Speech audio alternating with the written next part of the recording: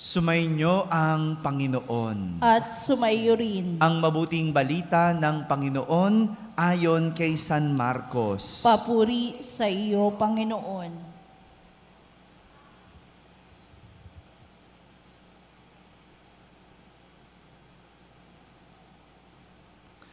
Noong panahong iyon, nagtungo si Jesus sa lupain ng Tiro at tumuloy sa isang bahay doon.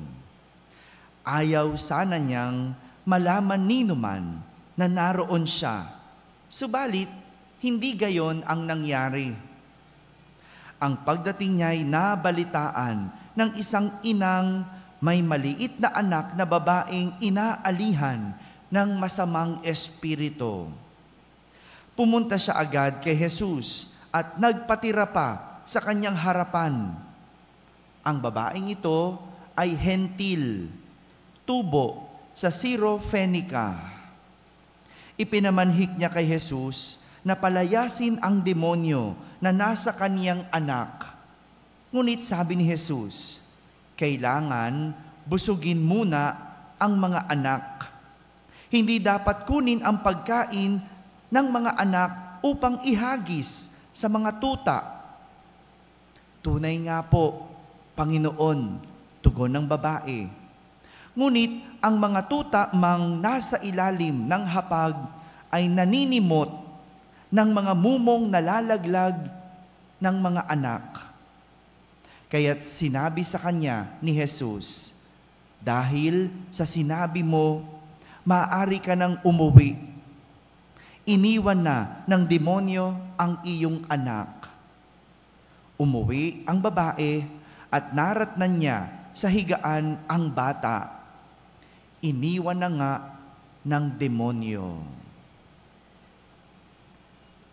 Mga kapatid, ang mabuting balita ng Panginoon. Pinupuri ka namin, Panginoong Jesucristo. Magsiupo po ang lahat at makinig sa homilya. Isang magandang umaga po sa inyong lahat.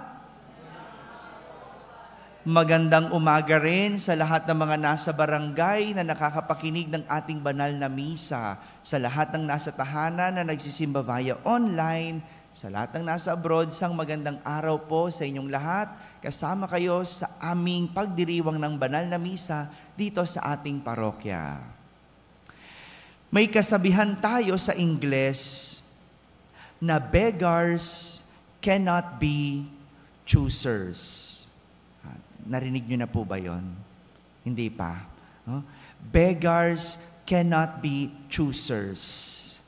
Naintindihan nyo po yon? Ibig sabihin, ang taong nanlilimos, hindi pwedeng, mamili. Cannot be choosers. Beggars, nanlilimos o nanghihingi ng limos. Choosers, hindi pwedeng mamili. So kung ano ang ibigay, siyang tanggapin. Di po ba? Ito ang ipinapakita ng isang babaeng hentil na tubo sa Syro-Phoenicia na minsang nagmakaawa kay Jesus. Anong kanyang pinapagmakaawa?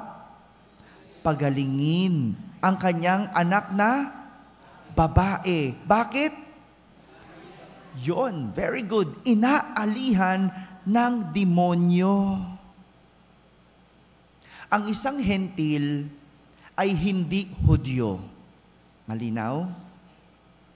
Sila ay maaring pagano o hindi mananampalataya. Kaya nga, nakapagtataka kung paano at bakit siya lumalapit kay Jesus. Gayong hindi siya Hudyo. Ang mas nakakagulat pa ay siya ay nagpatira pa sa harapan ni Jesus. Nagpatira pa sa paanan ni Jesus. Kung baga, halimbawa, ikaw ay isang anak, hindi mo naman nanay ito. Lalapit ka ba sa kanya at hihingi ng baon pa-eskwela? Ba't hindi ka hihingi? Ha? Hindi mo siya nanay eh. 'Di ba? Kanino ka dapat humingi? Sa nanay mo. Hindi ka pwede humingi sa nanay ng iba. Maliwanag ba yon? Parang ganun. Parang ganun eh. Parang ganun yung analogy. Pero, maganda ang sagot ni Jesus. Ano sabi niya? Kailangan busugin muna ang mga anak. Hindi dapat kunin ang pagkain ng mga anak upang ihagis sa tuta. Malinaw ba yon? Malinaw. 'Di ba? Yung pagkain ba na meron ka, kanino mo unang ipapakain? Sa anak mo o sa tuta? Sa anak ba talaga? Minsan yung tuta, inilulutuan pa ng pagkain eh, 'di ba? Kakaiba na talaga mga tao ngayon, 'di ba? Oh, yung amo ang kinakain gulay. Yung tuta anong kinain? Oh, adobo, 'di ba? Ganyan eh. Ganyan sa panahon ngayon, 'di ba? Parang ganoon. No? Pero maganda yung pakinggan at himayin natin ano mang ibig sabihin ni Jesus. Kung papakinggan natin, parang nakaka-insulto ang sinabi ni Jesus. Ibig sabihin ba nun? Tinuturing niya yung babae na hentil, na aso o tuta? Ang nais puntuhin ni Jesus, uunahin muna niya ang mga Hudyo bago siya magbibigay sa iba. Tama ba yon? Mali? Tama. Kasi unahin mo muna yung sariling iyo bago ka magbigay sa iba. Parang aso, sinong unang kakain ng pagkain? Ang amo o ang aso? Oh, tingnan mo, nahirapan kayong sumagot, di ba? Amo. Oh, kahit saan tayo balibalik ta rin natin, ganun muna. Oh, yung sarili mo muna. No? Una mo munang papakainin ng anak mo. Di ba? Tapos yung matitira, sa aso.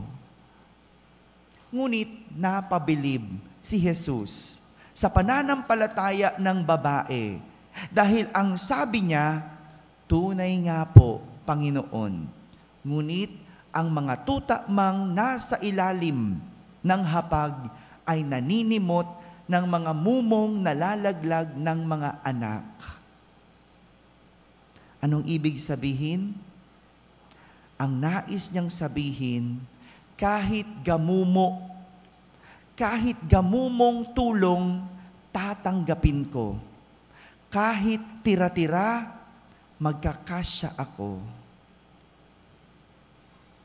Dahil dito, ibinigay sa kanya ni Jesus ang hinihiling niya. Ang ganda, di ba? Di ba? Kapag nangangailangan ka, kahit gamumo, tatanggapin mo. Kapag gipit ka na, kahit gatuldok na tulong, malaking bagay na sa iyo. Dalawang bagay po ang nais ituro sa atin ng Ebanghelyo. Dalawa. Una, hindi namili o hindi namimili ang babaeng hentil. Kahit ano, basta galing sa Diyos, tatanggapin. Isa itong pagpapakita ng pananampalataya sa Diyos na nangangahulugang nagtitiwala siya sa Diyos. Kung hiling mo yumaman, pero binigay sa iyo trabaho, magagalit ka ba? Yun totoo. Kung hiling mo na sana pumasa ka sa board exam, yan, no? Maraming hinihiling ng pumasa sa board exam. Pero ang ibinigay sa'yo, oras mag-aral. Libro. Magtatampo ka ba? Minsan ganyan tayo no? Madalas sa atin, gusto natin ibigay sa atin ang ating gusto. Kaya baliktad, tayo ang nasusunod at Diyos ang pinapasunod.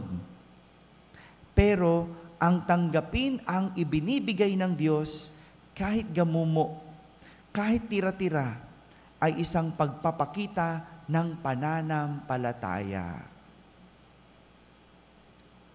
Unang pinakita, hindi namili ang babaeng hentil. Pangalawa, ano pwede nating matutunan? Hindi namili o hindi namimili si Jesus. Kahit hindi Hudyo, hindi niya pinagdamutan ang babaeng hentil. Pwede niyang sabihin, ay, humingi ka doon sa sinasampalatayanan mo. Ay, huwag ka sa akin lumapit. Hindi ka naniniwala eh. Ay, huwag dito. Hindi ka Hudyo. Pwede niyang sabihin yon. Pero hindi yon ginawa ni Jesus.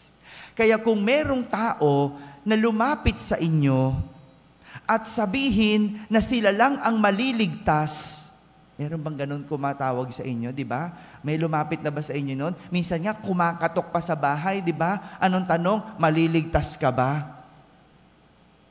Kapag merong taong lumapit sa inyo at nagsabing sila lang ang maliligtas, hindi yon galing sa Diyos. Kanino galing yon? Hindi ko alam. Bala sila kung kanino nila kinuha yon, no? Basta hindi galing sa Diyos ang mensahe yon. Bakit? Kasi hindi namimili ang Diyos. Kaya nga tayong mga Katoliko, bukas ang simbahan natin kahit kanino. Hindi pwedeng, hindi ka dito, dun ka. Hindi pwedeng, hindi ba natin sinasabing, hindi ka kabilang dito, doon ka. Hindi Bukas tayo sa lahat. Kahit kanino, kahit sino. Mga kapatid, walang pulubing namili, gaya ng Diyos na hindi rin namimili. Kung ano ang ibigay, siyang tanggapin. Dahil yan ang kagustuhan ng Diyos para sa atin. Huwag ka nagtatampo. Pag hindi binibigay ang gusto mo, tingnan mo ang tinatanggap mo. Baka yan ang gusto ng Diyos sa iyo. Ang pagtanggap sa ibinigay ay pagpapakita ng pananampalatayang matibay. Amen? Amen.